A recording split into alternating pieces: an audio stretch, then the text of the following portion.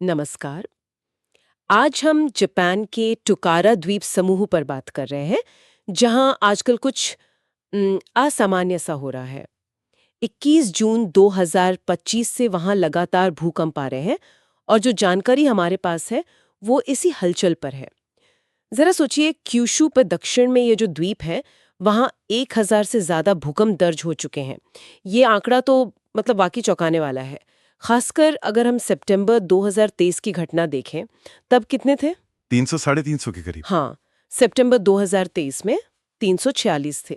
तो ये संख्या काफी ज्यादा है। और हाल ही में 3 जुलाई को अकुसेकी द्वीप पर एक और काफी तेज झटका महसूस हुआ। हाँ, 3 जुलाई वाला जो उसकी तीव्रता क्या थी? हाँ, वो रिक्टर स्केल पर 5.5 तीव्रता का था।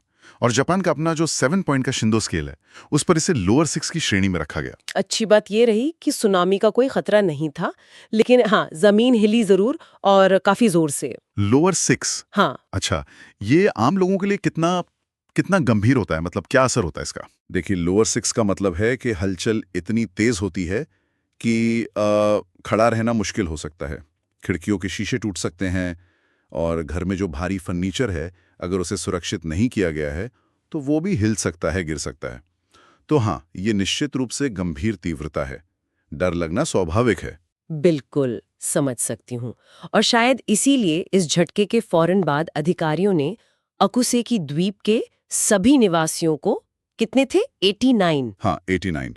सभी 89 निवासियों को पास के एक स्कूल के खेल के मैदान में सुरक्षित पहुंचाया। अच्छा। और सुनने में आया है कि कुछ लोग तो अपनी मर्जी से फिलहाल कागोशीमा शहर भी चले गए हैं। हम्म। पर यह राहत की बात है कि अब तक किसी बड़ी चोट या इमारतों को भारी नुकसान की कोई खबर नहीं आई है।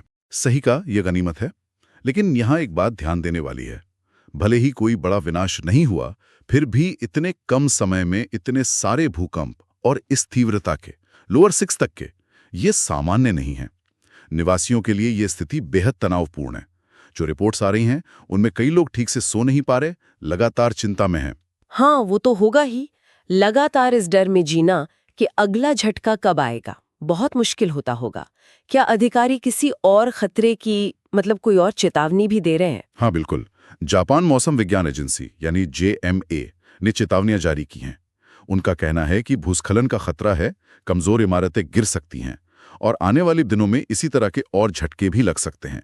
तो लोगों को बहुत सावधान रहने की सलाह दी गई है। ये पूरी स्थिति, ये जो टोकारा में हो रहा है, ये जापान के बड़े भूकंपीय परिदृश्य में कैसे फिट बैठती है? हम अक्सर सुनते हैं कि जापान में भूकंप बहुत आते हैं।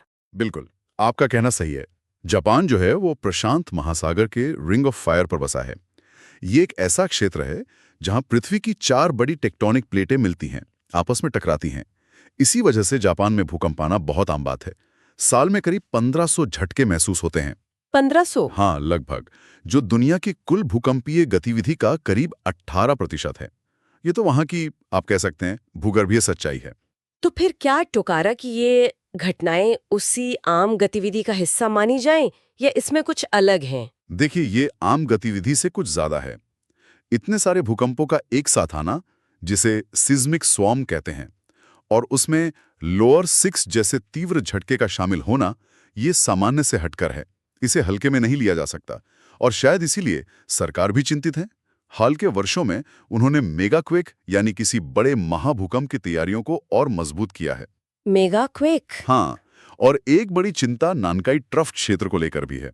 नानकाई ट्रफ, वो क्या है, समझाएंगे जरा? जरूर। नानकाई ट्रफ जो है, वो जापान के दक्षिणी तट के पास समुद्र के नीचे एक गहरा समुद्री गर्त है। यहां भी टेक्टोनिक प्लेटें एक दूसरे से टकरा रही हैं और दबाव बन रहा है।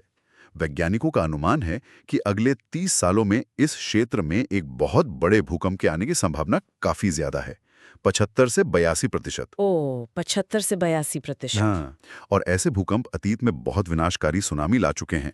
तो जब टोकारा जैसी जगहों पर ऐसी असामान्य गतिविधि होती है, तो उसे इस बड़े जोखिम के संदर्भ में भी देखा जाता है।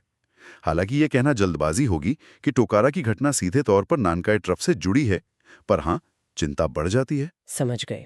तो कुल मिलाकर टोकारा द्वीप समूहों की मौजूदा स्थिति भले ही अब तक विनाशकारी